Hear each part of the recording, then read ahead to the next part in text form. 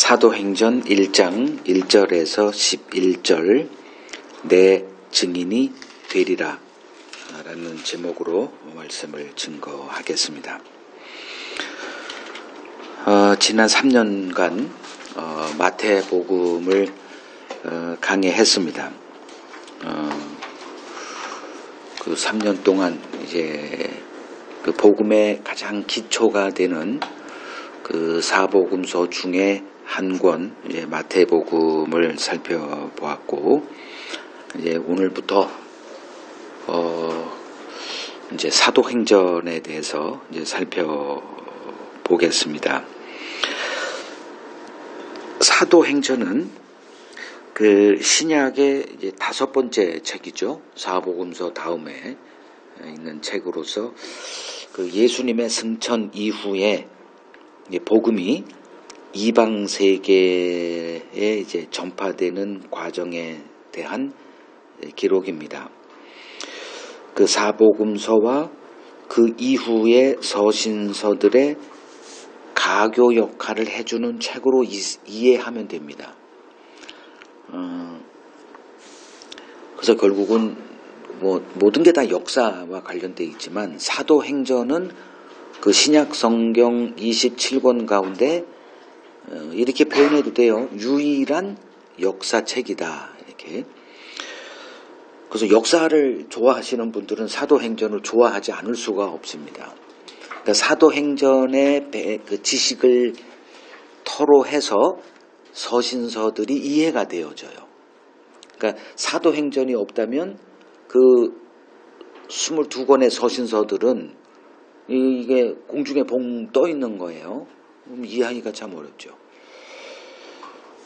예수님의 죽음과 부활 그리고 승천 이후에 이제 복음이 그 예루살렘과 그게 1장에서 7장까지 내용이고요. 유대와 사마리아 그게 8장에서 12장까지 내용입니다. 그리고 이방인들에게 그게 13장에서 28장까지의 내용입니다.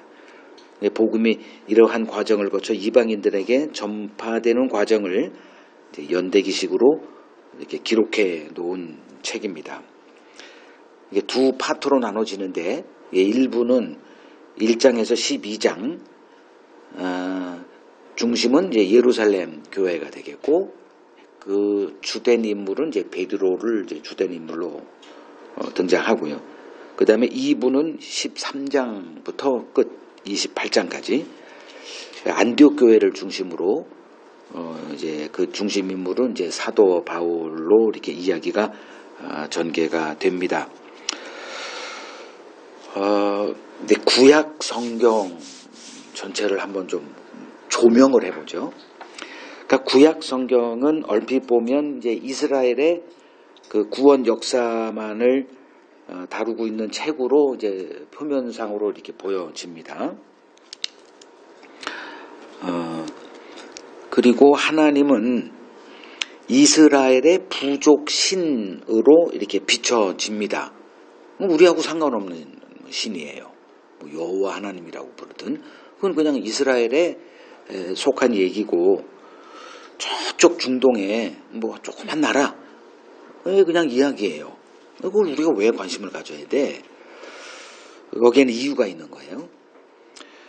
근데 이제 예수님의 등장으로 이제 하나님이 계획하신 그 구원의 거대한 그림이 그때서 이제 드러나요. 그래서 구약 성경은 이스라엘에 관한 죄가 아니야? 그리고 이스라엘의 그러니까 신은 그러니까 하나님은 이스라엘에 일하는 하나의 부족신, 그 민족신 뭐 그런 게 있잖아요. 나라마다 다 자기들이 섬기고 우리나라는 뭐 예를 들면 단군 뭐 이렇게 뭐 그렇게 보여지는데 그래서 굳이 뭐 구약을 알아야 돼? 근데 그런 게 아니에요. 예수님의 등장으로 하나님 구원의 그 청사진 큰 그림이 이렇게 드러나게 됩니다. 그때 드러나는 게 뭐냐면 그러니까 하나님이 계획하신 구원은 그러니까 인간을 불행으로부터의 구원이 아니고 죄로부터의 구원이라는 것이 이제 드러납니다. 그러니까 이러한 구원을 이러한 하나님의 구원을 이제 이해시키기 위한 도구가 그 구약에 주로 등장하는 이스라엘과 율법이라는 겁니다. 그 율법은 그 하나님의 의의 기준으로 주어졌어요.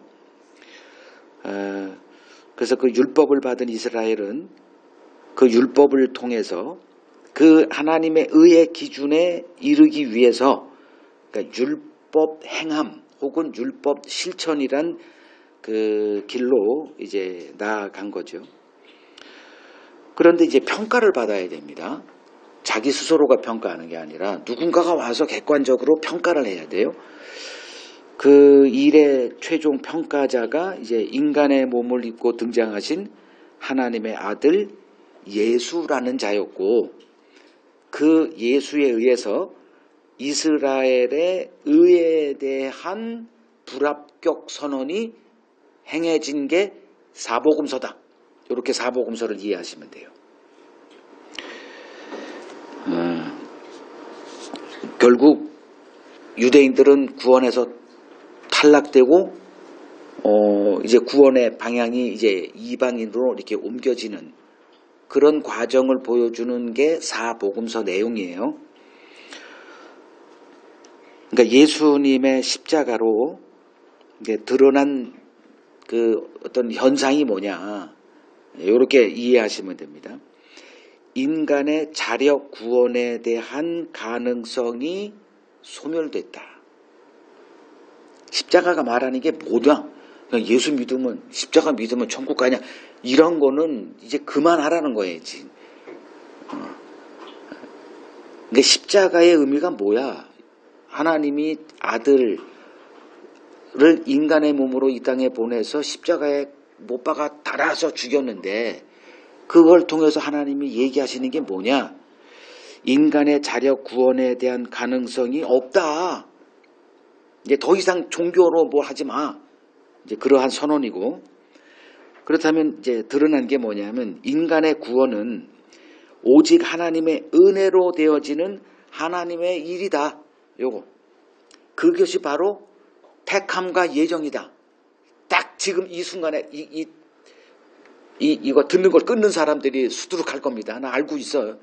뭐 할 수 없지. 뭐 안 듣는다는데 어떻게. 그걸 잘 이해를 못해요. 그러면 뭐 우리가 뭐 꼭두각시야? 뭐 운명론적으로 이제 이해를 하고 에이 그게 아니지. 그리고 우선 이제 비비 꽈요 이제.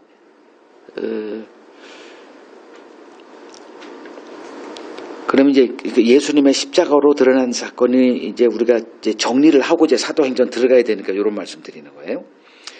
그러니까 우리가 무엇을 해야 구원을 얻는 이러한 종교 체제는 없다. 이제 그것을 보여주는 게 이제 유대주의입니다.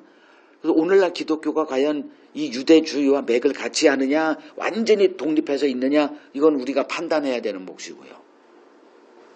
근데 제가 주장하는 거는 같다 이거예요.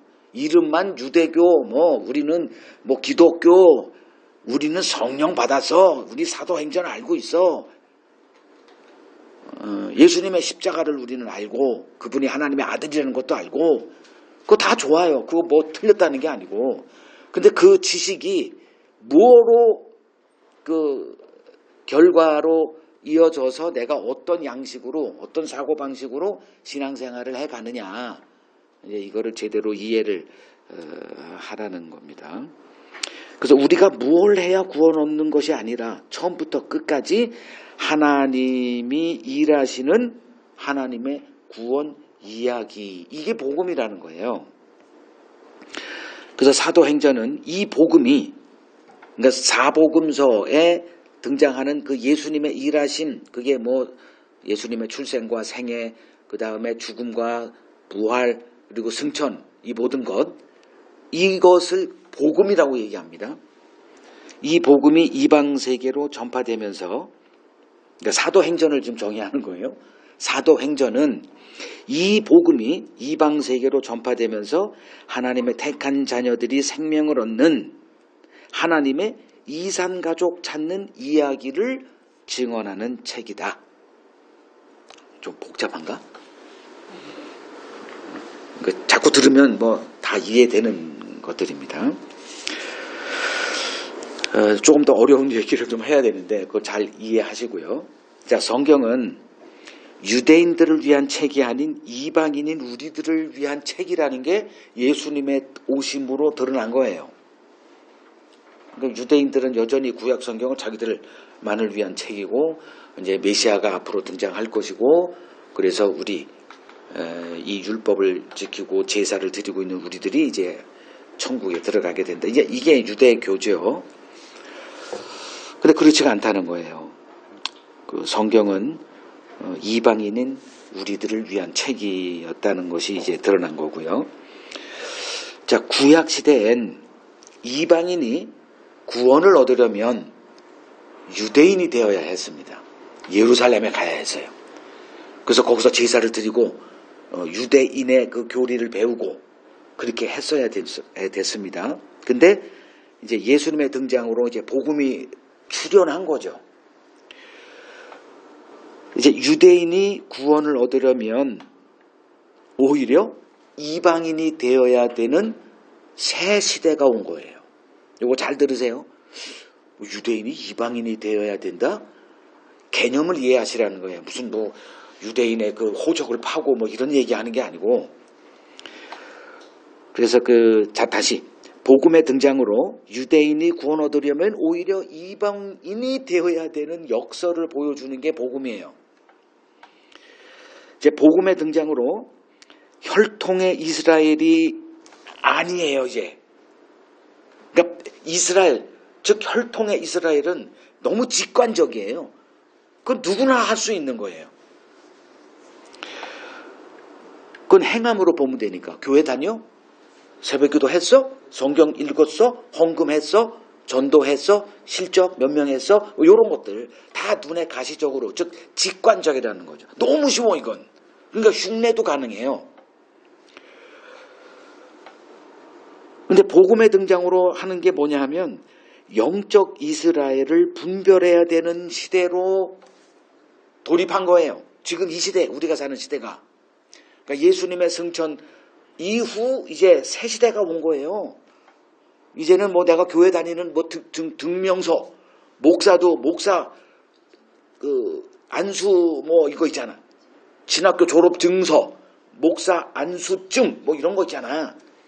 그러니까 이렇게 하는 거는 공부 잘하고 똑똑하고 뭐 열심히 하고 또 돈 투자해가지고 하면 돼요. 한 10몇 년만 노력하면 되거든. 그것도 대단하지. 안 하잖아. 내가 다 했잖아 그거. 그거 다 가르고. 그런 시대에서 그 유대인들이 되는 건 뭐 그냥 오늘도 뭐 세례 같은 건 나오겠는데 그냥 세례 받으면 돼. 물세례. 그리고 증서 있고 그리고 언제 내가 그거 했고. 근데 이런 게 아니고 이제 영적 이스라엘이라고 하는 것을 입증하고 분별해야 되는 시대에 돌입했다. 그러니까 그렇게 간단한 게 아니다 이제는. 그러니까 성경을 새롭게 해석해야만 되는 진짜 실력이 필요한 시대다. 진짜로 실력이 필요한 시대다. 자, 요 서론이고요. 서론 뭐 쉽죠? 자, 이제 사도행전이라고 하는 또 몇 년 앞으로 뭐 한 3, 4년 걸릴지도 모르지만 대장정의 이제 첫 발을 떼보도록 하겠습니다. 팁을 하나 드리면 성경 공부할 때 뭐 어떤 책이든 거기에 등장하는 어휘들이 많이 나와요. 그러니까 어떤 사건이 벌어져요. 예전에 뭐 최순실 사건이다. 그러면 최순실이라는 그 어휘를 적어 놓으십시오. 그리고 최순실의 뭐 정유라 또 어휘가 막 등장해. 그거 하나하나를 이해를 하지 못하면 그건 아는 게 아니에요. 그래서 오늘도 이제 여러 가지 단어가, 신단어가 막 등장할 거예요. 그거를 따로 적어 놓으시고 그거 하나를 정복하셔야 됩니다. 그러지 않고 그냥 퉁으로 쳐가지고 그건 스토리는 알지만 무슨 뜻인지는 굉장히 어려울 거예요, 여러분들. 나중에. 그래서 처음에 그 어휘 작업을 하십시오. 그 역사도 마찬가지예요. 뭐 경제를 공부하든 정치를 공부하든 거기에 따른 어휘가 막 나와. 그 어휘를 그냥 하다 보면 그냥 아는 것 같아. 그렇게 하지 말고 정확하게 이게 뭐다. 이제 그 작업을 하시면서 이제 사도행전 공부하겠습니다. 자, 1절에서 2절 같이 읽죠. 데오빌로여, 내가 먼저 쓴 글에는 무릇 예수께서 행하시며 가르치시기를 시작하신부터 그가 택하신 사도들에게 성령으로 명하시고 승천하신 날까지의 일을 기록하였노라. 자, 내가 먼저 쓴 글. 그러니까 데오빌로라는 사람은 그 누가복음 1장에도 나오니까 그게 어떤 사람이다라는 학설이 있고 아니면 그냥 그 뜻이 하나님을 사랑하는 자라고 하니 이때 당시 복음을 이렇게 했다가는 뭐 위험에 직면하니까 그냥 가상의 인물, 그냥 복음을 알고 더 알려고 하는 사람들, 뭐 이런 뜻이든 뭐 알아서 하십시오. 그건 상관없어요.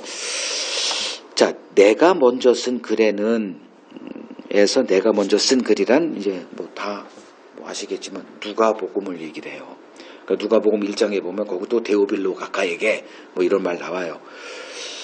그리고선 이제 또 등장하니 그러니까 내가 먼저 쓴 글에는 무릇 예수께서 행하시며 가르치시기를 시작하신부터 택하신 사도들에게 성령으로 명하시고 승천하신 날까지의 일을 기록했다. 그게 뭐 누가복음이죠. 그리고 지금 또 다를 쓰니 누가복음과 사도행전의 맥락을 이해할 수 있죠. 그러니까 누가복음은 예수의 생애고 그 사도행전은 예수님이 승천하신 이후에 그 되어진 궁금한 일을 기록해 놓은 책이다. 이거죠. 그래서 사도행전은 누가복음의 속편이죠. 자, 근데 누가 기록했죠? 이거를? 누가라는 사람이 기록했죠. 이 기록을. 그리고 사도행전은 또 누가는 뭐 지금 그걸 깊이 들어갈 수는 없고 그냥 이방인 의사예요. 어떻게 사도 바울에 의해서 복음을 알고 사도 바울과 함께 그 선교 여행을 함께 했고 그것을 그러니까 같이 다니면서 계속 들은 거죠. 사도 바울에게. 근데 사도 바울도 예수님의 생애에 대해서는 예수님의 직제자가 아니었기 때문에 잘 모르니까 많이 이렇게 그때 회자되고 기록되어 있는 것들을 주워 모으고 그걸 또 정리하고 뭐 해서 뺄 건 빼고 집어넣을 건 집어넣고 해서 누가복음 기록했고 뭐 사도행전은 사도 바울 만났으면 뭐 거의 뭐 된 거겠죠. 그죠? 사도 바울에게서 직접 뭐 듣고 기록을 했겠죠. 자, 예수님의 생애와 그리고 예수님의 제자들의 역사를 하나님이 기록하세요. 기록해 놓으십니다. 근데 누구를 통해서 하느냐? 이 누가를 통해서 기록해 놓으세요. 그렇다고 해서 누가가 했다라고 할 수는 없지. 하나님이 하신 거죠. 근데 직접 한 거는 누가죠. 그러면 이것을 잘 여러분에게 대입 적용해 보라는 거예요. 기록했다는 거예요. 기록. 그 생각을 기록화하지 않으면 그 생각은 없습니다. 역사가 없어져요. 그래서 기록하는 게 진짜 중요합니다. 요새는 이 컴퓨터가 돼 있어가지고 예전에는 일일이 다 해가지고 이렇게 되는데 요새는 컴퓨터라고 하나에만 이렇게 저장해 놓으면 뭐 또 그것도 컴퓨터가 뭐 어떻게 사고가 나서 없을지 모르니까 이제 저장 장치에다 또 이렇게 몇 개 놓고 저는 한 2중, 3중으로 이렇게 해 놓습니다. 그래서 좀 시간이 좀 걸리긴 한데 그 기록을 해 놓는 작업 이거 정말 중요합니다. 그러니까 예전의 기록은 훨씬 어려웠겠다. 근데 했어요. 기록을 했어 누군가야. 기록의 힘은 칼보다 강합니다. 국가보다 강합니다. 그러니까 여러분들이 지금 기록을 습관화하지 않는 사람, 기록이 없는 사람은 여러분들의 역사를 그냥 살면서 지워가고 있다 보시면 돼요. 참 안타까운 일이죠. 여러분들의 역사를 남겨야 됩니다. 근데 여러분들의 역사는 복음이 개입된 역사예요. 너무너무 중요한 역사예요. 여러분들이 어떻게 복음을 알게 됐는데 그 알게 되기까지의 모든 것들이 다 복음과 연관되어 있는 것들이에요. 허투루 그냥 뭐 우연히 뭐 이런 게 아니에요. 거기에 하나님의 손길이 다 있거든. 그래서 기록해 놓으라는 거예요. 이게 습관이 안 되면 참 어렵겠지만 시작하시라고요. 기록하시라고요. 기록의 힘 첫 번째. 사도행전 첫 번째 하면서 기록하시라. 기록. 누군가가 기록하는 수고를 했기 때문에 그게 보존되고 이렇게 돼서 우리까지 올 수 있었다. 보고 있잖아요 지금. 이 기록을. 얼마나 고마워. 근데 그것을 하게 하신 분은 하나님이죠. 하나님이 누가의 그 재능을 기록하는 재능으로 이렇게 쓰신 거예요. 누가를 통해서. 누가는 의사였으니까 아마 꼼꼼했겠죠. 뭐 그냥 수필을 쓰는 사람도 있을 것이고 그냥 의사같이 아주 깨알같이 쓰는 사람도 있을 것이고 모든 게 다 좋아요. 뭐 이게만 좋다 그런 게 아니에요. 그래서 이 진리를 거부하는 이 세상에 복음은 이 세상에 거할 곳이 없어요. 근데 누군가가 기록해 놔. 그래서 보존하게 됩니다. 그러니까 그 진리 보존에 하나님의 진리 보존의 세 도구가 성령이고 제자들이고 교회입니다. 그러니까 이걸 통해서 이제 진리는 계속 지금 보존될 것이에요. 자, 그래서 증인으로 부름받은 우리는 어떤 자세로 살아야 되느냐. 요 단어를 쓸게요. 관찰자. 여러분들의 삶을 관찰하십시오. 그냥 이렇게 지켜보는 것과 관찰은 다른 얘기예요. 관찰하십시오. 그러면 안 보였던 게 보일 거예요.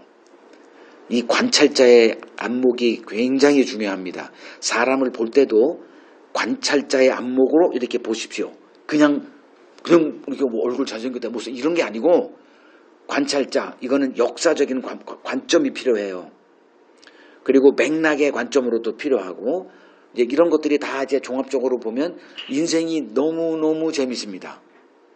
그냥 재미없다 하는 사람을 보면 난 솔직히 뭐 그렇게 사니까 재미없는 거지. 너무너무 재미있는 거예요. 그냥 들에 핀 꽃 하나를 보더라도 관찰자로 보면 그 꽃이 그냥 자연 세계예요. 조그마한 꽃 하나가. 이게 관찰자의 관목이거든요. 그래서 관찰자란 제일 중요한 게 뭐냐면 질문입니다. 기자의 역할이 뭐죠? 질문하라고 기자를 맡겨놓은 거예요. 그래서 질문하지 않는 기자는 기레기입니다. 권력 앞에 우리 대신 좀 돈 주잖아 많이 대접받고 그리고 그 남도 우리는 평생 가지도 어디 뭐 범죄도 하지 못하는 그 대통령실에도 가고 앞으로 청와대가 다시 이렇게 하면 그가 거기서 기자실로 뻐젓하게 그리고 잘하면은 또 대통령 비행기 타고 또 요새 뭐 어디 간다 그러죠? 그럼 그게 왜 지들이 뭔데 거길 가? 기자라니까 기자 대우해 주는 거예요. 그거 공짜로 타 그래. 대신 뭐 하라고? 질문하라고. 근데 이놈들이 질문해요 안 해요? 딴 놈한테만 질문하더라고. 힘없는 그 누구에게만. 그래서 이 기자를 이것들이 정말 제 눈에는 정말 근데 어떤 기자를 보니까 진짜 질문해. 팔이 비틀리고 입틀막을 당해도 거기서도 이렇게 질문하더라고. 신자는 질문하는 자들입니다. 질문하면 답이 나와요. 대통령에게 질문하라는 얘기 아니잖아. 하나님께 질문하라고. 성경을 볼 때 모르겠어 씨. 그리고서 넘어가. 그러면 당신은 모르는 채로 살아. 근데 저는 그렇지 않아요. 반드시 하나님께 질문합니다. 그리고 그 진돗개가 하나 뭘 물면 안 놓듯이 답이 나올 때까지 그러면 반드시 하나님이 답을 줘요. 놀랄 때가 많아. 보통 여러분 신앙생활 하다 보면 뭐 신학자가 됐든 뭐가 됐든 정답 없음이라고 하는 게 있어요. 그 몇 가지가 성경에 있어요. 한 뭐 20개 손가락 꼽혀요. 이거는 답이 없어. 누구도 몰라. 이런 게 있어요. 저한테 그게 없어. 모르니까. 하나님이 피곤할 때까지 하나님 지금 잠이 와? 내가 하나님께 물어. 그럼 하나님이 눈 부시해서 뭐 임마? 이거 답을 줘야 될 거 아니에요. 왜 써놨어? 그거 미스터리로 해놓으면 주지를 말지. 그러면 답을 줘요. 그러면 오케이. 이런 과정. 뭐 때문에? 질문하기 때문에 그래요. 질문하면 하나님은 반드시 답을 주신다. 공식이요. 내가 지금 그 복음의 눈이 열린 후 늘상 그래서 자신감이 뿜뿜합니다. 안 주시는 분이 아니에요. 나는 그렇다니까. 남들은 나는 그렇다니까. 그러니까 항상 어떤 거기에 거침이 없어요. 저 솔직히 모르겠어 이거 뭐 이게. 근데 그 질문 잘해야 됩니다. 엉뚱한 질문하면 안 되고 질문을 잘해야 돼요. 그럼 반드시 거기에 대한 보답을 하나님이 주세요. 하나님은 누굴 좋아한다? 질문하는 자녀를 좋아한다. 틀림없습니다. 저도 마찬가지예요. 누구를 좋아한다? 질문하는 사람을 좋아한다. 그렇다고 질문하지 않는 사람 미워하는 건 아닙니다. 질문하는 사람을 좋아해. 왜냐하면 내가 자극이 되거든. 모를 수도 있죠. 내가 어떻게 다 알아. 그리고 알았던 것도 다 까먹어요. 여러분들 저하고 이렇게 대화를 하다가 여러분 역사 없어 거의. 그리고 또 어땠어 그러면 그때 얘기했잖아요. 이런 식으로 하지 말아요. 하나도 기억이 없어. 왜? 다른 거를 또 집어넣어야 되니까. 내 용량 초과야. 나 큰일 났네 이거. 아직 1번도 안 했는데. 그래서 질문 없는 신자는 가짜이거나 아직 그걸 잘 모르는 이렇게. 그래서 빨리 바꾸라고요. 계속 질문하시라고. 뭐 나한테 질문해도 되고 아니면 하나님과 씨름을 해서 질문하고. 그러니까 질문하는 그 질문의 질에 맞게 그 답이 결정돼요. 그래서 그 신자는 어둠의 세계, 이게 거짓 진리죠. 인간이 잘못 해석된 그러한 그 진리 체제 속에서 진리의 세계로 이렇게 부름받은 자들이에요. 이게 무슨 얘기냐? 이건 다 알 거예요.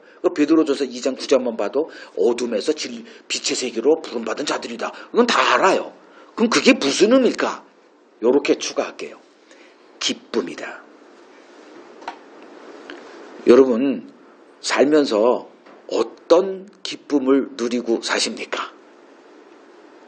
저는 이 깨달음이라고 하는 그 기쁨을 제1의 기쁨으로 누리고 살아요.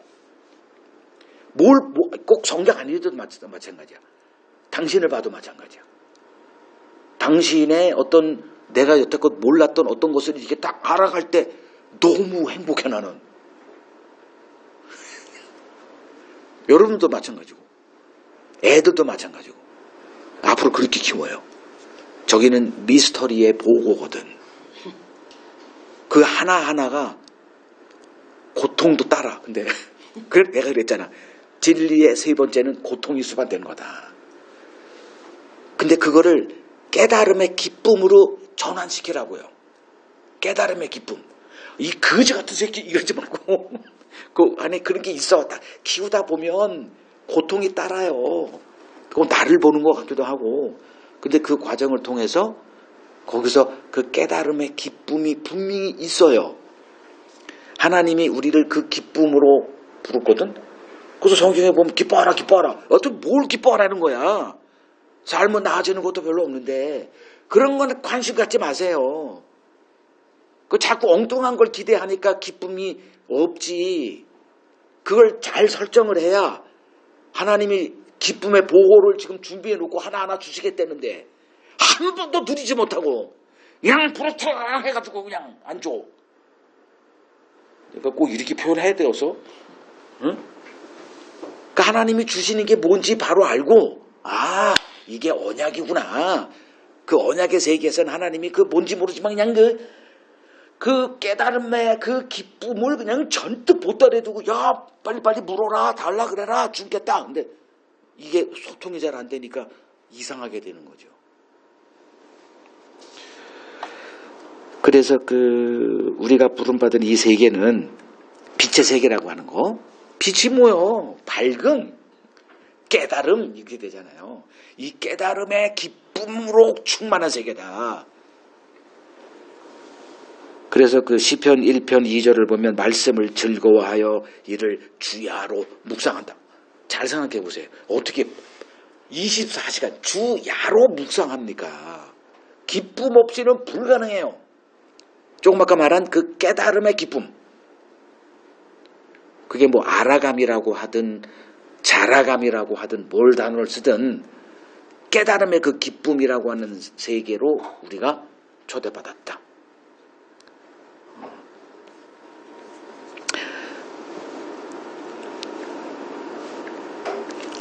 이 깨달음이 없는 자들의 전형적인 그 삶의 모습은 뭐냐 하면 행함으로 승부를 걸려고 해요. 근데 이 깨달음을 아는 자들은 물론 행함이 있죠. 없다는 게 아니죠. 행함이. 사람이 이가 있고 기가 있어. 이는 아니고 기는 밖으로 표현되는 것들이. 그럼 이 기는 있지. 근데 이 기는 이로부터 출현되는 거기 때문에 뭐가 중요하다? 이 안의 세계.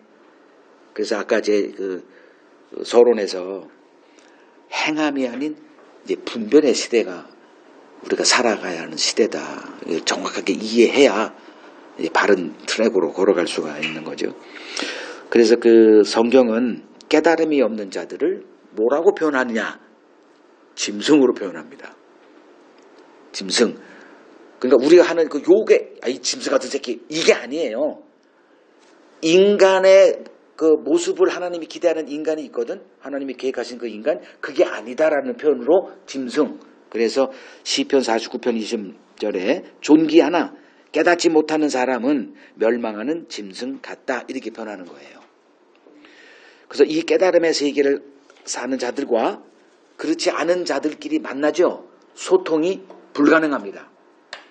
그러니까 한쪽은 침묵할 수밖에 없어요. 왜냐하면 말해봤자 못 알아들으니까. 한마디도 못 알아듣습니다. 무슨 외계인 취급받아요? 그거 할 수 없어요. 세계가 다르기 때문에. 그래서 목사는 하나님의 일을 해석하여, 그러니까 성경 해석이지 뭐, 성도들로 하여금 그 깨달음의 기쁨을 맛보게 하는 자다. 새로운 목사에 대한 정의죠.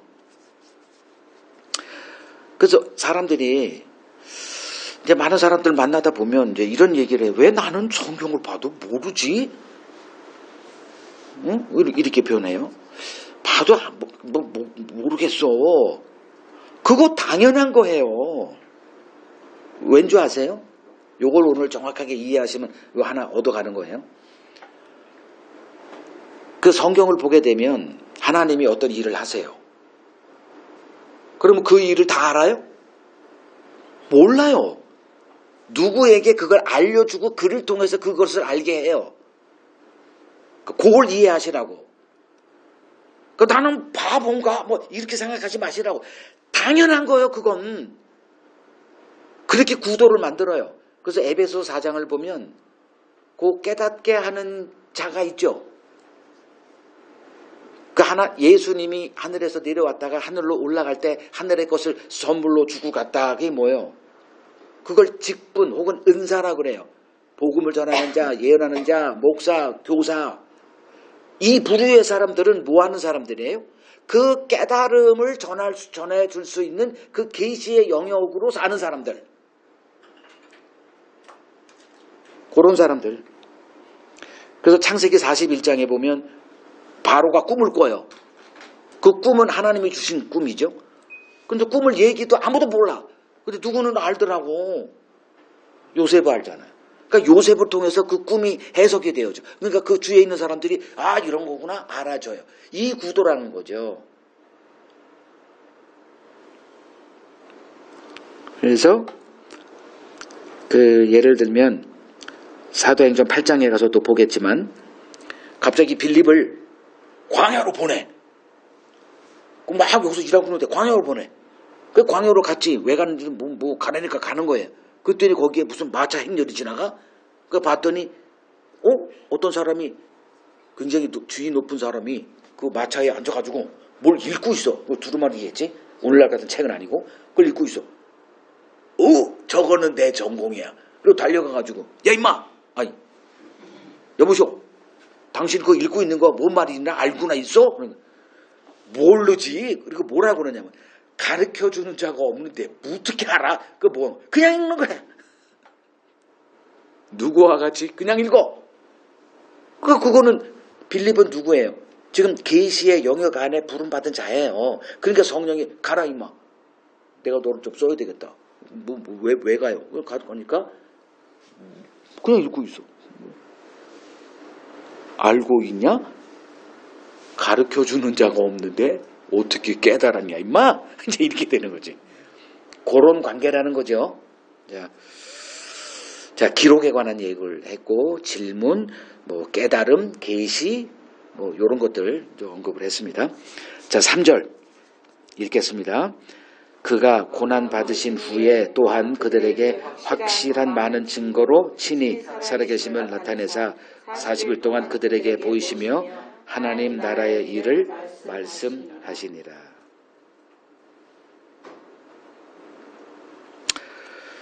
자, 부활하신 예수님은 승천하시기 전, 그러니까 부활 그리고 승천까지의 기간이 40일이었다. 그래서 왜 40일이냐? 30일이 아니고 그건 설명하려면 하겠는데 그건 빼겠습니다. 그냥 나중에 이제 그 다음에 보면 여러분들이 다 해석되어져요. 왜 40일인가는. 그 40일을 모으면서 제자들에게 그러니까 두 가지 일을 행하세요. 첫째는 확실한 많은 증거로 친히 살아계심을 나타내시는 일을 하십니다. 즉 부활의 확실함을 계속 보여줘요. 그러니까 이 40일 기간 동안에 성경에 기록된 것만 숫자를 세보면 제자들에게 최소한 10번 내지 11번 나타나세요. 그러니까 그건 기록된 것만 그렇고 그러니까 수시로 나타난 거예요. 왜냐하면 우리가 알다시피 다락방에 있는데 방에 있는데 그냥 나타나잖아. 그러니까 시공간의 제한을 받지 않는 몸으로 이제 계셨고 즉각 이렇게 그러니까 수십 번 해도 상관없어요. 네, 근거는 없지 우리가. 그리고 그들에게 뭐 했느냐? 하나님 나라의 일을 그 40일 동안 그들과 만났을 때마다 뭐 했느냐? 하나님 나라의 일을 말씀하셨다죠. 이게 무슨 의미일까? 하나님 나라의 일을 얘기하셨다. 이렇게 보시면 될 거예요. 이 땅에 태어나 사는 인간은 우리들은 뭐에 관심이 있어요? 이 땅의 일이죠. 이 땅의 일을 벗어나서 우리는 생각하지 못합니다. 그래서 천국을 우리가 이제 성경 통해서 배우잖아요. 그럼 천국 역시 이 땅과 연결된 천국을 생각을 해요. 죽지도 않고 눈물도 없고 건강하고 또 뭐 있어? 잘 살아야지. 부자로 살아야지. 먹을 게 넘쳐야지. 이런 거. 근데 하나님의 나라는 천국은 그런 게 아니라고 얘기를 해도 우리는 그렇게 생각밖에 안 돼요. 그래서 이건 결국은 상상의 영역이다. 그러니까 영적 상상이라고 해야 되죠. 그 예수님이 이제 제자들에게 나타나서 나 살아났다, 나 부활 진짜다. 이게 무슨 의미일까요? 살았어. 이거 즉 죽음이 끝이 아니다라는 걸 얘기한 거겠죠. 그러니까 우리들은 죽음이 끝이잖아요. 죽음으로 끝이에요. 더 이상 얘기할 것도 없어. 끝이요. 그러니까 생명을 더 연장하고 연장해봤자 한 몇십 년 더 연장하거나 그거예요.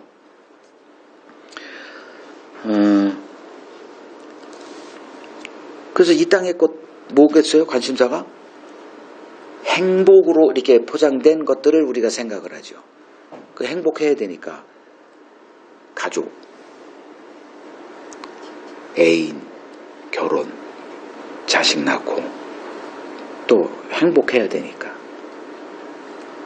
좋은 집, 주식, 취미, 그리고 이제 나 갑자기 계엄이 터지면 나라를 다시 회복시켜야 돼. 뭐 응원봉 들고 난리도 하고 치고.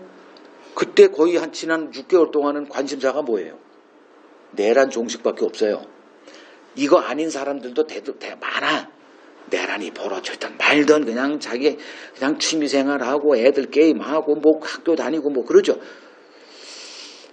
그때 그래서 그게 좋고 나쁘고의 문제가 아니고 그만큼 다양하게 살아간다는 거예요. 근데 그 모든 다양성을 한마디로 하면 이 땅에서의 행복이라는 관심사입니다. 이제 예수님이 살아났어. 그리고 소수의 제자들에게 그들이 증인이 되니까 그들에게 나 살아났다. 죽음이 끝이 아니다. 니들도 죽음이 끝이 아니고 다시 살아난다. 한마디로 압축된 버전으로 이제 다시 살아남을 친히 이제 보이시고, 그리고 나서 이제 그러니 어떻게 해야 되겠어?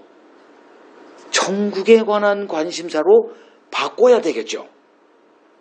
자, 이 시대는 이 땅의 일을 말하고 생각하는 자가 미친 자입니다. 근데 현실은 어때요? 갑자기 천국 얘기하면 민 또라이야. 잘 보셨어요? 시대가 달라졌어요. 지금 이 시대에 이 땅의 얘기를 하는 자는 성경의 규정을 보면 미친 자예요. 이거 받아들이기 쉽지 않죠? 왜냐하면 여러분들이 지금 미친 사고 방식으로 살아가고 있으니까 그런 거예요. 이미 이 땅은 멸망이 확정됐어요. 그래서 예수님이 항상 얘기하는 게 나를 믿고 멸망에서 벗어나라. 나를 믿고 심판에서, 나를 믿는 자는 심판에서 벗어났다. 계속 그 얘기만 주구장창. 뭔 개소리야? 라고 들리겠지만 그게 진짜라니까. 내가 그 미친 소리 하는 게 아니고 증명해야지. 빌립보서 3장 보세요. 빌립보서 3장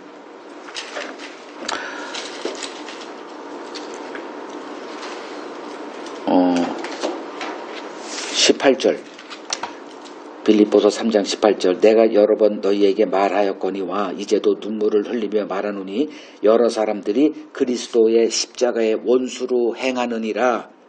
그러면 십자가의 원수로 행하는 자들이 뭐야? 그랬더니 19절. 그들의 마침은 멸망, 그들의 신은 배, 그들의 영광은 그들의 부끄러움에 있고 뭘 생각해? 땅의 일을 생각하는 자들이 미친놈들이라니까요.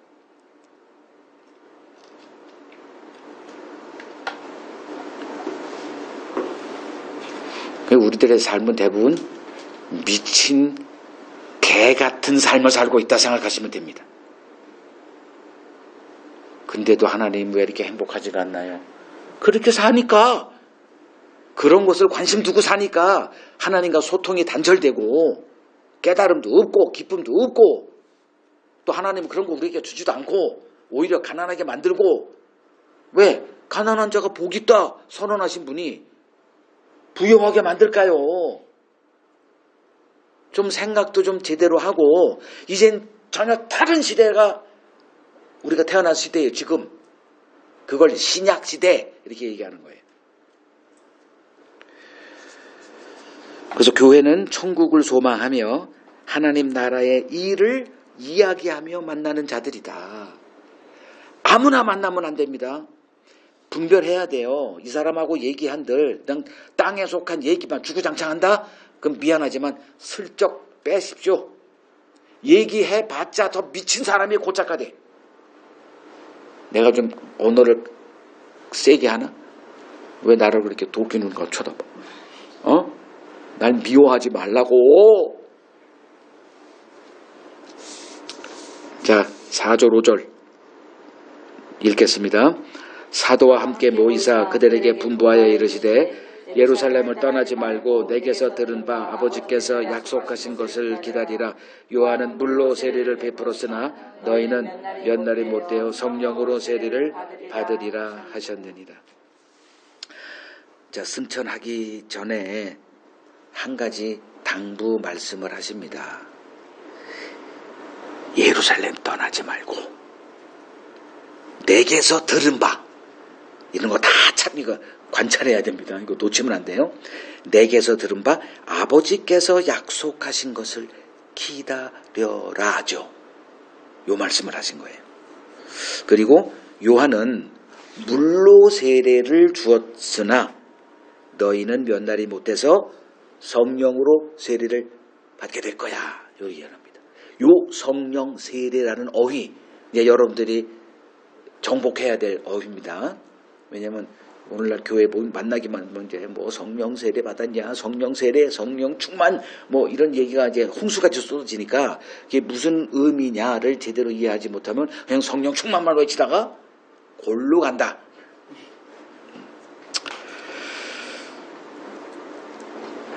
자, 여기서 아버지께서 내게 들은 바 아버지께서 약속하신 것 이게 뭐예요?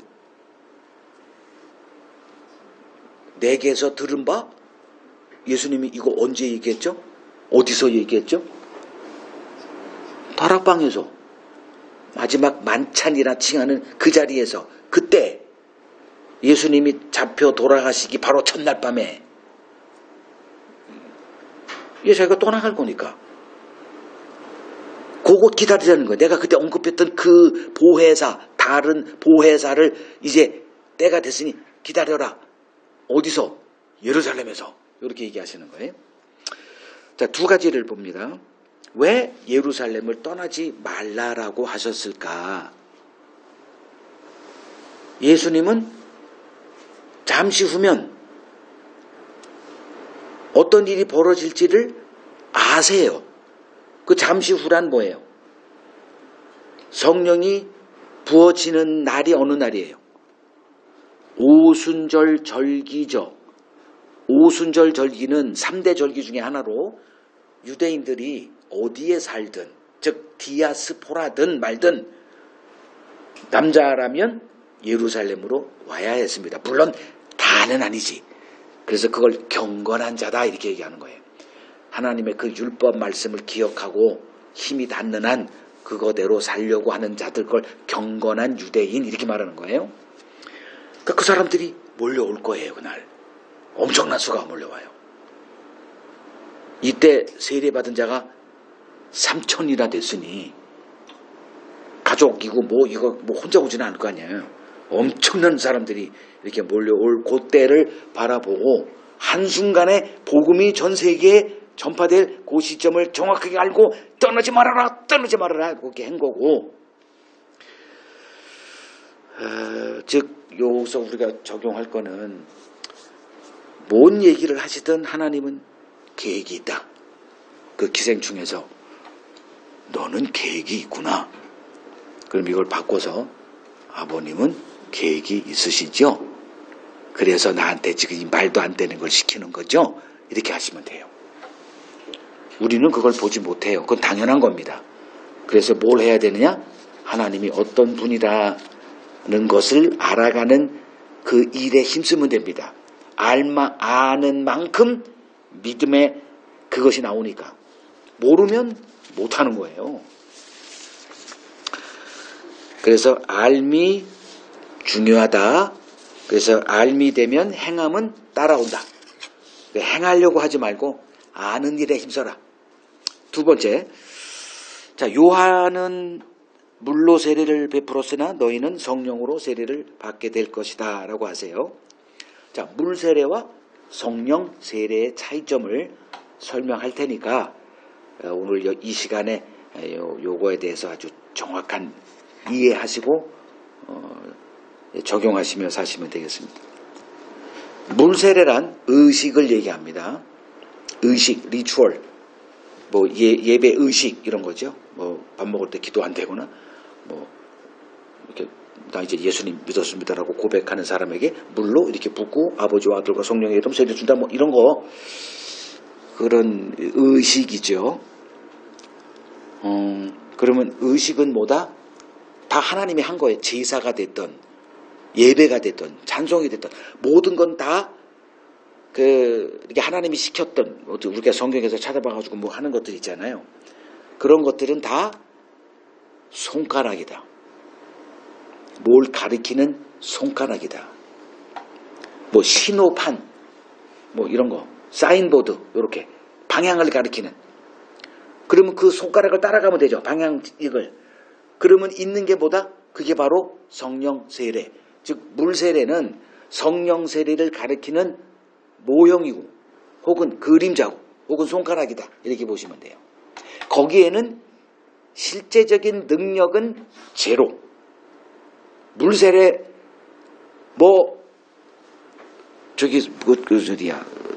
이스라엘 사해까지 가서 거기 그냥 깊은 2km까지 들어가가지고 세례를 받고 나와도 능력 변화 제로. 뭐 5톤의 물을 갖다 부어도 변화 제로. 그게 물세례예요. 근데 물세례가 필요 없느냐? 아니죠. 물세례를 통해서 뭔가를 하는 게 있어요. 그러면 순서부터 봅시다. 성령 세례가 먼저일까? 물세례가 먼저일까? 성령 세례가 먼저죠. 성령 세례가 먼저 벌어지고 그 사람은 그게 뭔지 몰라요. 그건 나도 그랬거니까.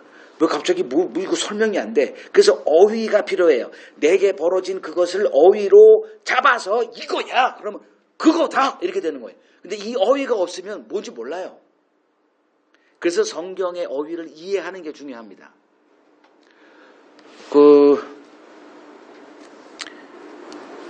예를 들면 이거죠. 사도행전 8장에 이제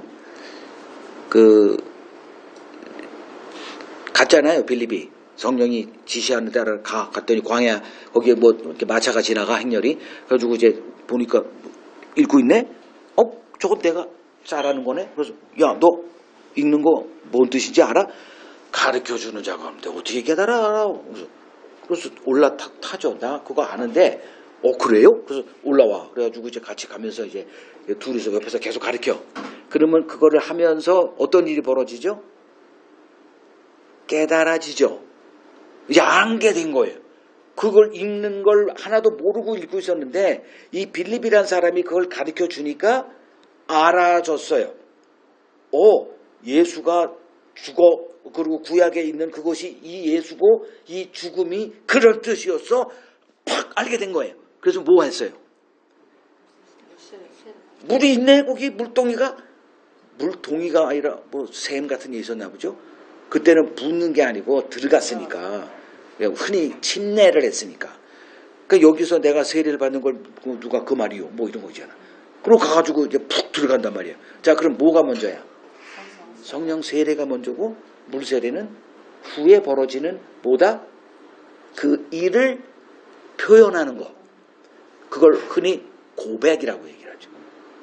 신앙 고백. 예. 그거 안 해도 돼요. 안 해도 되면 너무 썰렁하잖아.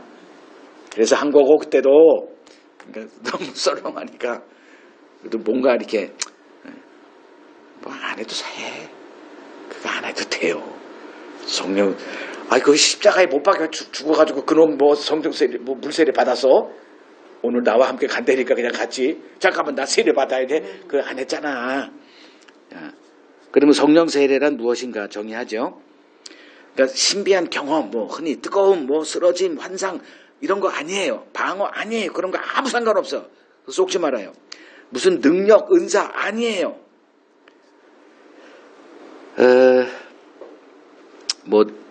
교회 가면 이제 성령 세례 받고 뭐 능력 받고자 기도하고 하는데 그런 건 다 그냥 하라고 하세요. 그 사람들. 그거는 제가 볼 때는 그냥 자기 기만이고 자기 파괴 행위예요. 성령 세례는 우리가 구한다고 되는 게 아니에요. 그거 다 뻘짓이에요. 그냥 종교적인 행위고 여기는 왜 그거 안 해? 내가 갔던 교회는 그냥 모이기만 하면 그냥 기도하고 해가지고 뭐 능력이 뿜뿜해가지고 밖에 나가가지고 뭐 하나도 안 되네. 뭐 그런 거 하던데 왜 여기 안 하지? 아니니까 안 하는 거예요. 그런 거. 자, 성령 세례는 다시 말해요. 우리가 구한다고 되어지는 게 아니고요. 성령이 자기 뜻대로 어느 특정인에게 그 정해진 때에 하는 겁니다. 그리고 이렇게 표현할게. 은밀하게 우리 마음을 새 마음으로 바꿔놓는 일을 성령 세례라고 말해요. 그럼 그게 뭐지? 이렇게. 그것을 몰라요. 우리는 어떻게 벌어지는지. 그게 그냥 되어져요. 그냥 이렇게. 그리고 그 결과치만 우리는 누리는 거예요. 몰라요. 구해서 되는 것도 아니고 어느 날 갑자기 뭐 이렇게 뭐가 되어주고 나중에 보니까 됐네? 이거예요. 그냥. 자, 요한복음 3장 8절 바람이 임의로 불어. 임의로 부는 거예요. 바람을. 내가 바람아 불어라. 동남풍아 불어라. 뭐 제갈량이 뭐 해가지고 뭐 아니 그거 아니요. 바람이 임의로 불매 네가 그 소리는 들어도 결과물은 알아도 어디서 와서 어디로 가는지 몰라요. 성령으로 난 사람도 다 그러하다 이렇게 표현하는 겁니다. 자, 성령 세례란 이렇게 이거예요. 죄의 눈이 열릴 때 마음속에 벌어지는 그 생명 역사. 그래서 흔히 거듭남 이렇게 그래서 생명 역사라고 얘기하는 거예요. 다시 태어남 이런 거. 물리적으로 생리적 그런 게 아니고 영적 생명 역사. 가장 먼저 되어지는 일이 뭐다? 죄의 눈이 열리는 거예요. 인간은 이 세상은 죄가 뭔지 몰라요. 그러니까 기껏 알아봤자 뭐 창세기 3장에 죄가 등장했으니까 곧 들어가 보면 죄를 어떻게 해석하냐? 따먹지 말라고 한 것을 따먹은 것. 즉 불순종 이렇게 나와요. 그러니까 죄를 하려면 순종 이렇게 나가버려. 여기서부터 이제 삑사리가 나가지고 그 긴 세월을 그냥 그렇게 갑니다. 죄는 뭐 빗나간 거 보통 이렇게 얘기도 하고 여러 가지 이제 해석이 나와요. 이제 죄가 뭔지 몰라요. 인간은 이 세상은 죄가 뭔지 몰라요. 그러니까 죄를 알기 위해서는 하나님의 도움이 필요해. 왜냐하면 죄를 규정할 수 있는 분은 하나님밖에 없으니까. 근데 그분을 우리가 죄해놨기 때문에 우리가 죄의 기준이 돼버려요. 그래서 죄는 인간을 불안하게 하는 것, 삶의 질서를 혼란하는 것. 그런 놈들은 깜빡이 집어넣거나 사형을 해버리거나 뭐 이런 벌을 만들어 놓죠. 그래서 성령 세례는 반드시 이런 기준으로 보셔야 됩니다. 새 언약 시대에만 벌어져요. 그러니까 지금도 새 언약 시대인데 아직도 옛 언약 시대에 이렇게 사는 사람이 있잖아요. 시대착오적인 사람들이죠. 열심히 교회 다녀. 뭐 11조도 하고 뭐 이렇게 하면 천국이나 좀 더 좋은 집 이런 것들. 그냥 하나님을 알지 못하는 옛 언약에 사는 사람들에겐 이 성령 세례가 없죠. 그래서 성령 세례는 새 언약 시대에만 약속됐다. 그 새 언약 시대란 뭐냐? 예수님의 죽으심으로 영원한 속죄가 이루어진 이후의 시대. 요걸 새 언약 시대라고 그래요. 그래서 속죄가 벌어졌어. 그 근거가 있어 이제. 과거에는 뭐 염소 요런 것만 있었잖아요. 그거는 계속 해야 돼. 계속. 그거는 쉬지 않고 해야 돼. 1년에 한 번 대속죄. 또 죄가 생각나면 또 해야 돼. 이렇게 죄가 자꾸 생각나 씨. 그럼 할 수 없어. 그걸 속죄받기 위해서 마음의 평화를 얻기 위해서 또 계속 해야 돼요. 돈이 많이 들어가. 복잡하고. 근데 새 언약 시대는 이미 돼버렸네. 영원히. 그래서 영원한 속죄라고 그러고요. 그걸 새 언약 시대라고 그럽니다. 이때는 이제 성령 세례가 벌어지죠. 근데 구약 시대에는 이 성령 세례라는 것은 없습니다. 그럼 성령이 역사하지 않았나?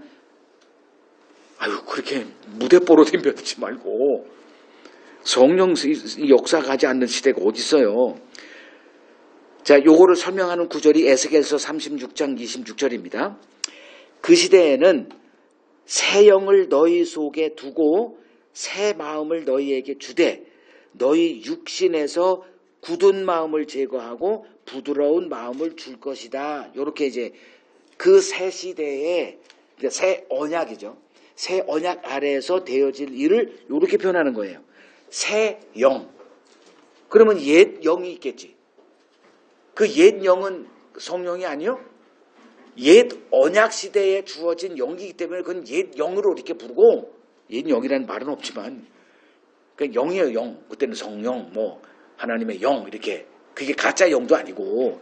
근데 아직 영원한 속죄가 이루어지지 않았기 때문에 마음에 부어지는 건 불가능해요.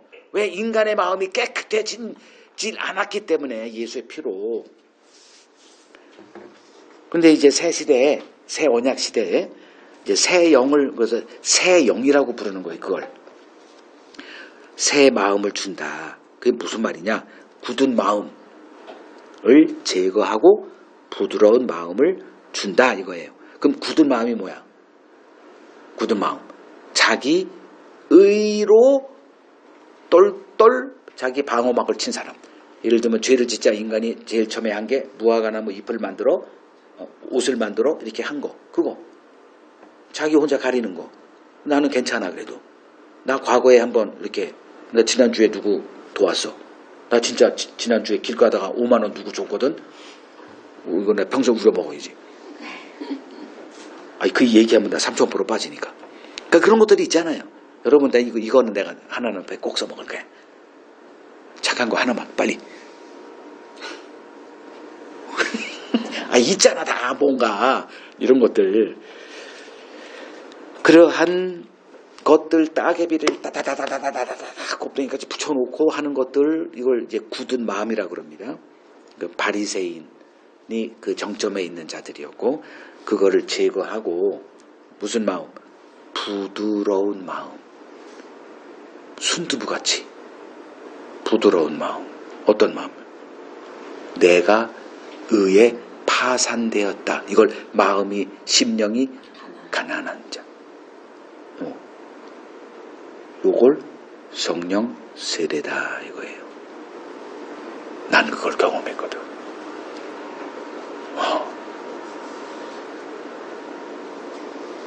그 후로 내 마음은 부드러운 마음이 됐습니다. 괜히 어디서 삐대지 않아. 내 자신을 드러내고 내 과거에 아무 일도 아니야. 왜 봤거든. 내 마음속에 뭐가 있는지 봤거든. 하등 상처가 되지 않아. 이걸 부드러운 마음이다 이렇게 얘기합니다. 이건 흉내낼 수 있는 게 아니에요. 그래서 성령 세례는 새 언약 시대에 약속된 일입니다. 옛 언약 아래선 모든 게 종교예요. 그래서 회개도 종교에 속한 거예요. 그 얘기는. 그건 내가 하는 거예요. 그러니까 같이 모여가지고 막 회개하자. 그러면 그냥 눈물 콧물 흘리고 막 저 사람 됐네. 천만에. 그건 우리 눈에는 뭐 새로운 어떤 윤리도덕적인 변화가 있을 수 있어요. 내가 진짜 너무 개같이 살았네. 우리 가족에 돌아와가지고 수양에 돌아와가지고 엄마 아빠 내가 갑자기 새 사람 됐네. 수양해 보길 잘했네. 왜 기도하기 시작하네. 성령 보기 시작하네. 이런 것은 종교적인 어떤 그런 순기능적인 그거죠. 이제 한번 줬죠. 막 아빠 엄마 대두던 애가 갑자기 이렇게 배꼽 인사도 하고 이러면 좋죠. 아무래도 우리에게는. 근데 그건 종교의 영역이고 그건 어떤 종교에서도 다 벌어지고 경험되고 간증되어지는 것들이에요. 그러니까 성령이 오시면 벌어지는 일이 뭐냐? 죄의 눈이 열리더라. 이때 나오는 회개. 이것을 하나님이 이끄시는 회개다. 이렇게. 그 성경에 두 군데에 나와요. 로마서 2장 4절, 베드로후서 3장 9절에. 그 성령 세례는 죄의 눈이 열림과 회개가 복합적으로 이렇게 벌어지는 거죠. 네, 요 정도로만 이제 성령 세례, 예수님이 지금 제자들에게 기다려라 이렇게 하는 거고, 그 이후에 이제 벌어지는 게 사도행전 2장에서 보겠지만 능력이 나타나고 그래서 이건 다른 건가? 아니에요. 이게 능력입니다. 자, 네 번째, 6절에서 8절 읽겠습니다. 그들이 모였을 때 예수께 여쭈어 이르되 주께서 이스라엘 나라를 회복하심이 이때니까 하니 이르시되 때와 시기는 아버지께서 자기 권한에 두셨으니 너희가 알 바 아니요 오직 성령이 너희에게 임하시면 너희가 권능을 받고 예루살렘과 온 유대와 사마리아와 땅끝까지 이르러 내 증인이 되리라 하시니라.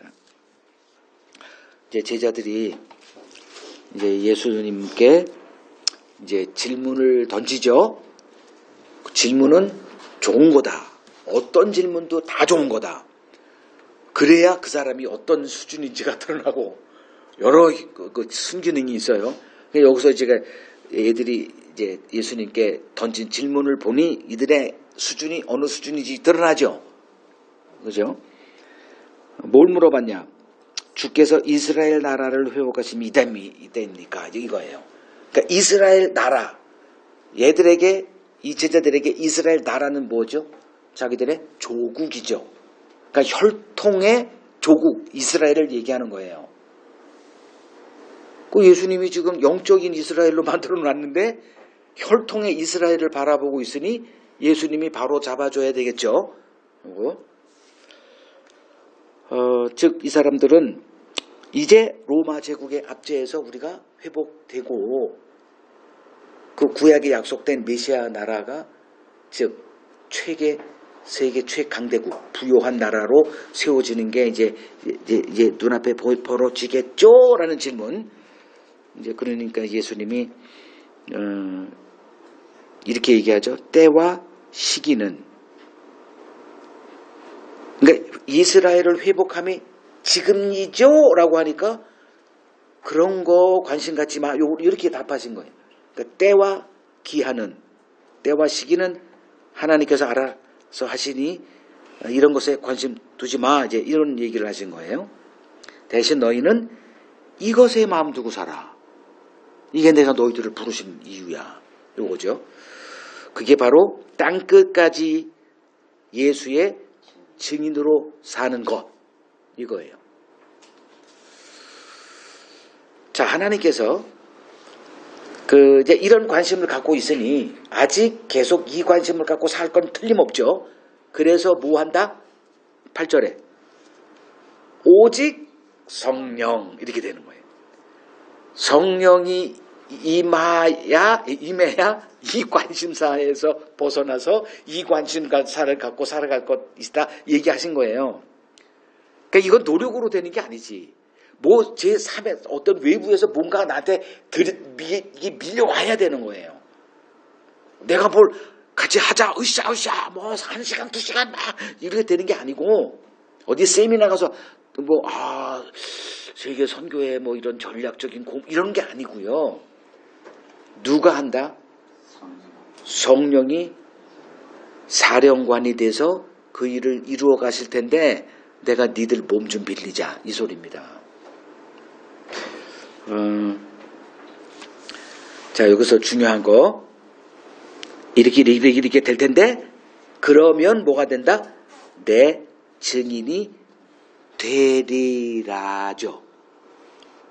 내 증인이 되거라가 아니라 내 증인이 되리라. 주어가 누구예요? 너희들이 아니라 나죠. 내가 너희를 증인이 되게 하리라죠. 뭘 보내서? 성령을 보내서. 그럼 성령을 보낸다는 건 뭐예요? 영으로 내가 다시 돌아와서 이 소리입니다.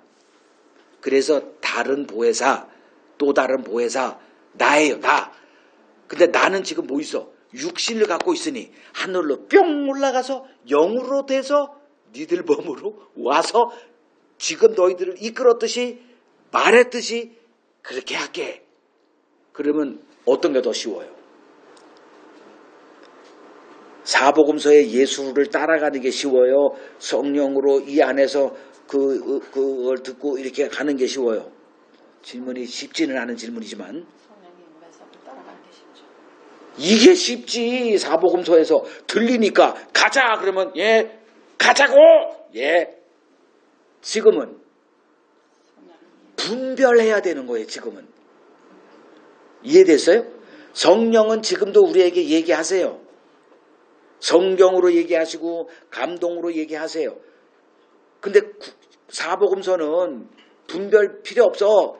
야 임마 그러면 예 저리 가자. 어디요? 저기 바다 타고 건너가자니까. 알았어요. 쉬워 어려워? 쉬워요. 근데 지금은 안 깨워. 가자 그런 음성이 없어. 그래서 지금이 더 그러니까 어렵다기보다는 분별해야 되는 시대다. 성령을 받아라. 성령의 성령대로 뭐라고 그러더라? 갈라디아에서 성령을 쫓아 행하라가 무슨 말이에요? 이제 좀 이해되죠? 분별하라는 거예요. 분별하라. 네 육의 생각인지 육의 음성인지 사탄의 음성인지 성령의 음성인지 즉 예수님의 음성인지 분별하라.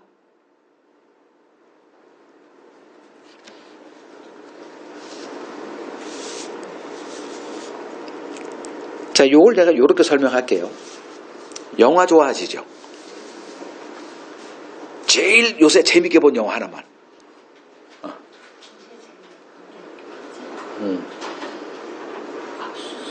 마지막. 압수수색. 그건 다큐잖아, 다큐. 아, 그거 되게 재밌게 봤나 보구나. 압수수색. 너무 황당하게 나와가지고. 아니, 뭐, 킹콩이라고 막, 킹콩. 아니, 재밌는 영화 뭐 있냐? 기생충 봤어. 너무 재밌어. 이 기생충까지 끼어 들어가가지고. 거기 있는 거 다 뽑아내고 지들이 살아버리네. 와, 이거 뭐, 이런 시나리오가 어디서 이런 생각을 해? 야.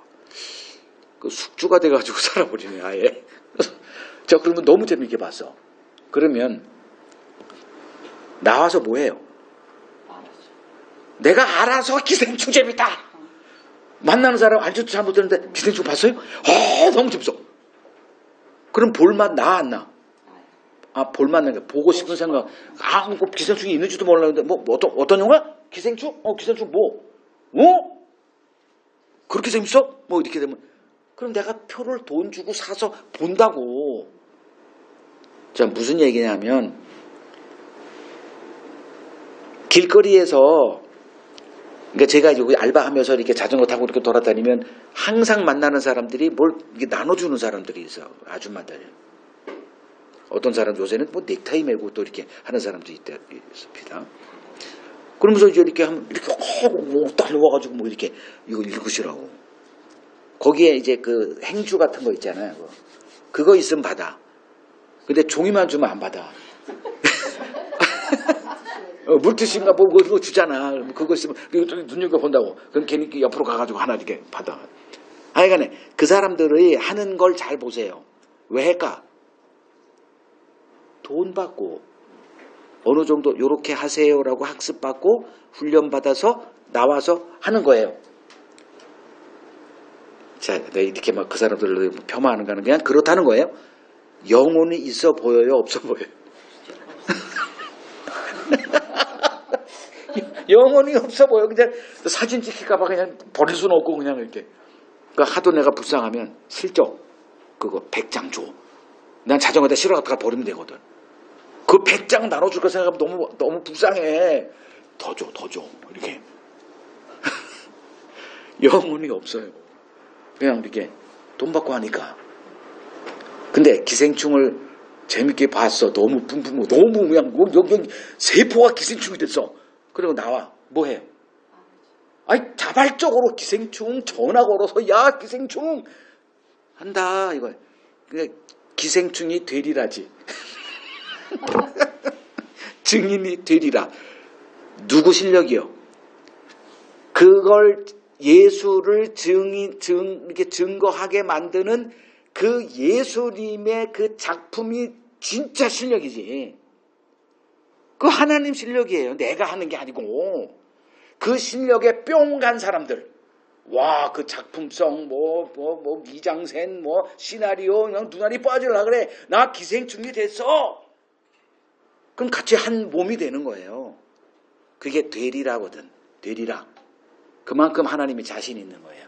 내가 너희들에게 돈 안 줘. 제가 하나님께 돈 수당도 없어. 씨. 내가 직장생활 해보니까 그 수당 주고 하고 냉장고도 주고 막 그러던데 이거 내가 산 거야 이거. 내가 샀어. 자, 근데도 이 일에 미친 듯이 하거든요. 돈 줘서 하는 게 아니에요. 페이 받고 하는 그 사꾼 아닙니다. 그냥 내가 기뻐서 그것이 너무 좋아서 하는 거예요. 안 보여? 내 얼굴. 너무 좋아 이거. 좀 맛보라고. 이렇게 되는 거예요. 뭐 백날 윌쳐도 잡아 죽이는 사람 뿌리더라고 이거 보니까. 그래도 주구장창 하더라.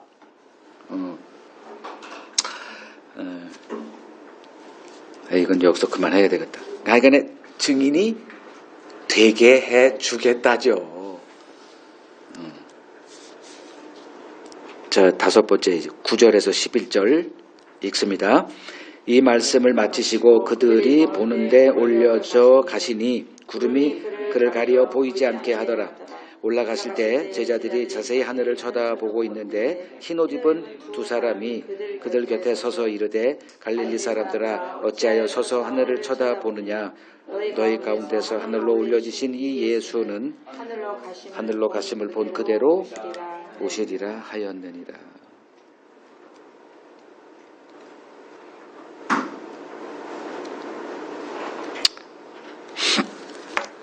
자, 예수께서 제자들이 보고 있는 가운데 올려져 가셨다 이렇게 돼 있죠. 그리고 구름이 가려서 이제 더 이상 안 보여요. 근데 어떻게 됐느냐?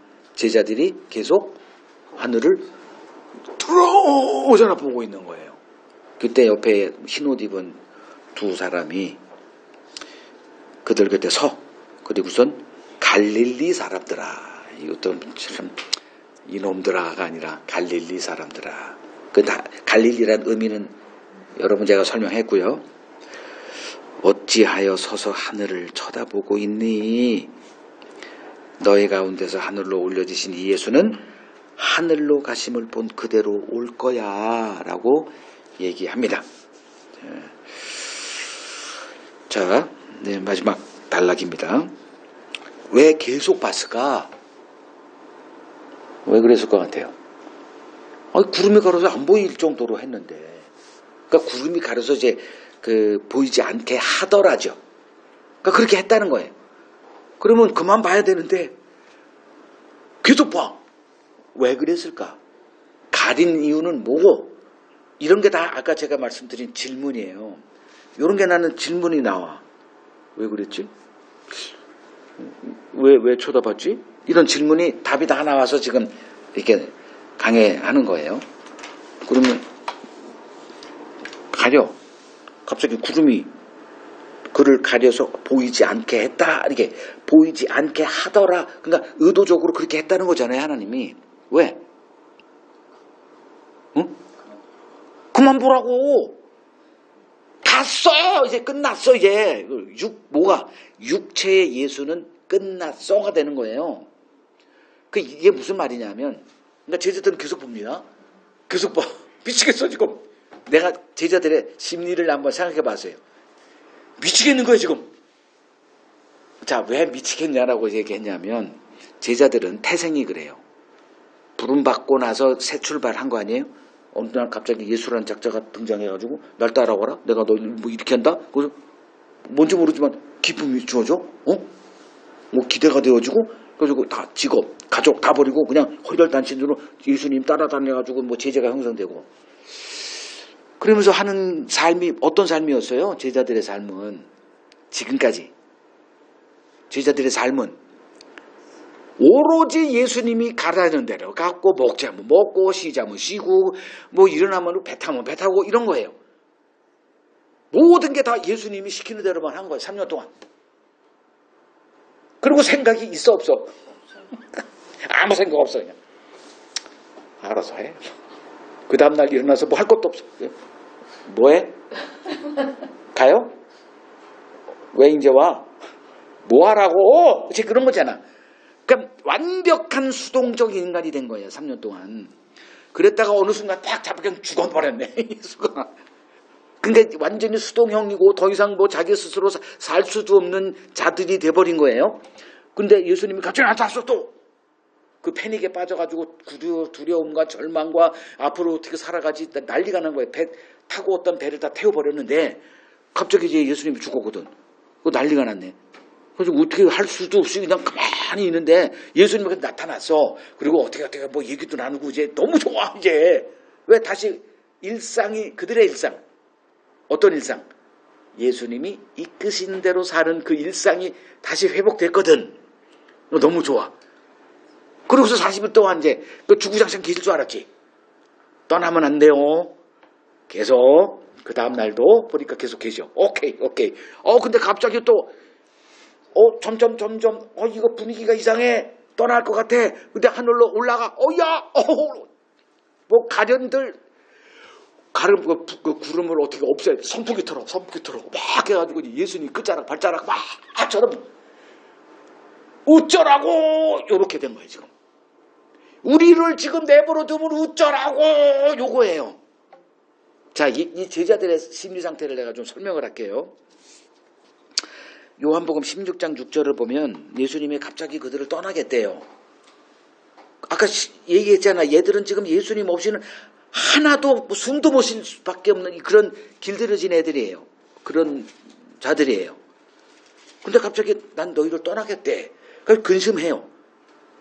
그러자 7절에 지금 요한복음 16장에 있는 얘기예요. 7절에 내가 떠나가는 것이 너희에게 유익하다고 하시며 내가 떠나가지 아니하면 보혜사가 너희에게 오지 아니할 것이고 가면 내가 그를 너희에게 보내겠다. 이런 말을 해요. 이거 알아들었을까요? 맹하게 뭔 소리야 지금. 그리고 16절에 요한복음 16장 16절 조금 있으면 너희가 나를 보지 못하겠고 또 조금 있으면 나를 보리라. 가면 갈수록 애매해. 지금 뭔 소리지? 하나도 못 알아듣는 소리를 혼자서 막 떠들어대. 그러니까 제자들이 이제 이 말씀을 이해하지 못했다고 돼 있어요. 17, 18절에. 또 그들에게 뭐라 그러냐면 너희가 지금 근심하나 내가 다시 너희를 보리니 너희 마음이 기쁠 것이고 너희 기쁨을 빼앗을 자가 없으리라. 또 이런 얘기를 해요. 가겠다, 못 오겠다, 조금 있다 안 보겠다, 또 보겠다, 뭔 소리인지 막 혼자서 떠들어. 그러니까 이게 또 들어오나 뭔 소리인지 하나도 모르고 그냥 그냥 뭐 이게 맨날 그랬어. 그렇겠죠. 이후 갑자기 예수님이 체포당해요. 체포당할 거 생각했으면 이렇게 안 했겠지. 뭐 이상한 얘기를 하고 뭐 검을 준비하냐 마냐 뭐 그들이 아니나 달라고 그냥 체포됐네. 갑자기 난리가 났어. 그리고 그냥 끌려가더니 죽었어요. 미칠 지경 아니에요? 그렇게 살아왔는데 그분만 바라보고 살아왔는데 갑자기 죽었어. 그러니까 이제 제자들이 이제 멘붕에 빠졌어. 그런데 갑자기 또 나타났네. 또 뭐야 이게. 그리고선 이제 40일 동안 이렇게 한 거예요. 하나도 이해 못하지만 그냥 예수님만 있으면 된다는 건 알아. 근데 올라가요. 뭐야 이건 또. 그러니까 여기서 이런 질문을 한 거 아니에요? 지금 이스라엘을 회복할 때가 지금입니까? 이런 소리나 이제 기대하고 있는데 갑자기 떠나네? 그럼 뭐 했을까? 그래서 봐야죠. 그거밖에 모르는데. 진짜 그거밖에 모른다니까요. 그냥 예수 바라보기로 예수 바라보는 놈들? 그걸 뭐라고 그래? 예수 바라보재기? 바래기. 예수 바래기로 만들어 놓은 거예요. 그러니까 그대로 하는 게 나쁜 게 아니고, 그럼 바라보고 있는 거예요. 근데 이제 두 천사가 갑자기 나타나. 자, 두 천사죠. 흰 옷 입은 두 천사죠. 그리고 예수님 무덤에서 두 천사 흰 옷 입은 그 두 천사가 뭐 한다? 우리를 인도한다. 성령도 도우시고 천사도 우리를 깨닫고 또 이렇게 하신다. 너무 고마워. 안 보여서 문제지. 안 들려서 문제고. 자, 이렇게 설명할게요. 마지막입니다. 예수님의 떠남은 뭘 위한 떠남이에요? 다시 오기 위한 떠남이죠. 이 고통을 감내하라는 거예요. 그 패닉을, 그건 상수예요. 그런 패닉은. 그러니까 하나님이 어떤 일을 하기 위해서 우리가 겪어야 되는 어떤 헤어짐, 그리고 공포, 불안, 혼돈, 이거는 우리가 감내해야 될 그 어떤 변수들이에요. 이거 나 안 할 거야 하면 하나님이 계획하신 것을 누릴 수가 없어요. 여러분들 삶에 막 두렵고 도무지 해서 안 되고 혼돈이고 이런 것들은 그냥 감내하시면 돼요. 거기서 좌절하셔도 없고 그냥 두려움이 엄습합니까? 그럼 두려움을 즐기세요. 그냥 나 두려움 어디 가서 이렇게 하세요. 난 우울증 걸린 것 같아. 그럼 우울증 걸렸다. 뭐 이러고 살아가세요. 그냥. 그건 지나가. 그건. 자, 다시 돌아오는데 어떻게 돌아와요? 더 좋은 모습으로 돌아온다니까. 옛날에는 육체에 갇혀 있어서 예수님이. 근데 이제는 영으로. 그걸 다른 도회사 하는 영으로 오신다니까. 영으로. 영으로 어떻게 돼? 옛날에는 내 곁에서 이렇게 말로 해서 편하긴 했지만 지금은 어떻게? 영으로 우리가 설명은 안 되지만 영을 누가 설명할 수 있는 사람 나와보라 그래. 안 돼. 그 신비의 영역으로 우리 안에 와 계시. 아재 거하겠대. 여기가 내 처소가 되겠대. 내 집이래. 오메 미쳐버리겠네 그냥. 그렇게 하기 위해서 잠깐 근심하나 다시 날 볼 것이고 너희의 기쁨이 극대화될 것이야. 이렇게 얘기한 거예요. 그걸 기다리는 거예요. 그러니까 그거 보지 말고 내로 이 땅에 봐. 니들에게 주어진 그 일 준비해. 예루살렘 떠나지 말고 기다려. 요렇게 다시 잡아줘요. 천사가 또. 그래서 신자는 영으로 다시 오신 예수님의 인도 아래서 예수의 증인의 삶을 그냥 살면서 살아가는 자들. 요게 예수의 증인입니다. 성령의 오심은 영인 예수의 다시 오심이에요. 다른 얘기를 한다? 그럼 가짜 예수예요. 가짜 영.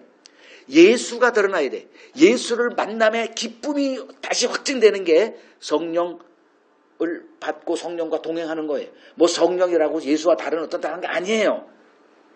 뭐 방언하고 뭐 능력받고 뭐 전도 수백만 명 하고 이게 아니에요. 그냥 다른 버전의 예수예요. 또 다른 예수. 그 연장입니다. 이게 사도행전에서 보여주는 거예요. 그래서 더 좋은 모습으로 더 명확한 깨달음의 보따리를 갖고 찾아오기 위해서 잠깐 예수님이 올라갔다 오신 거예요. 그거를 지금 우리는 그러한 모든 것 역사를 보고 이런 일이 있었구나 얘들은. 이때 벌어진 게 난 이거구나. 난 이런 형태로 같은 일인데 같은 예수를 우리는 이제 경험하는 거죠. 지금 내가 이해할 수 없다고 하나님의 일이 중단되는 법은 없습니다. 하나님은 자신의 일을 이루어 가십니다. 그래서 우리는 하나님께 맡기면 하나님이 알아서 하나님의 일을 이루어 가십니다. 그래서 그 기준을 알기 위해서 성경 공부라는 게 필요한 거고 중요한 거예요. 그 모든 것을 해석하는 도구가 성경이기 때문에 그렇습니다. 제가 하는 지금 모든 이러한 말씀들을 다 성경의 기준 아래서 제가 확신 가운데 말하는 겁니다.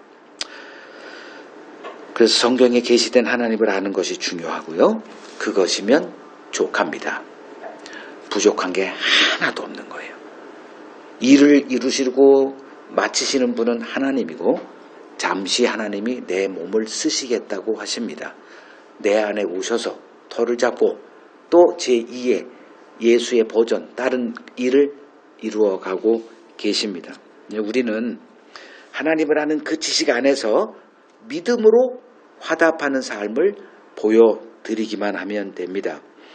모든 것을 다 알고 싶고 이해하고 싶을 거예요. 그거는 모든 일이 다 끝난 다음에 예수님이 다시 오시는 그날 이제 예수님이 강의를 하실 거예요. 그 강의장에 우리는 무료로 참석해서 예수님이 그때 말이야 요런 뜻이었다. 너 그때 울고 지지고 막 그랬지 너 그때 낙담해가지고 뭐 코 질질 흘리고 막 그랬지. 요거 때문에 그랬어. 지금 요건 대할 것도 없는 더 큰 와를 하며 살아가는 게 영생이다. 이 기쁨을 지금 조금 이렇게 누리며 사시길 기원합니다.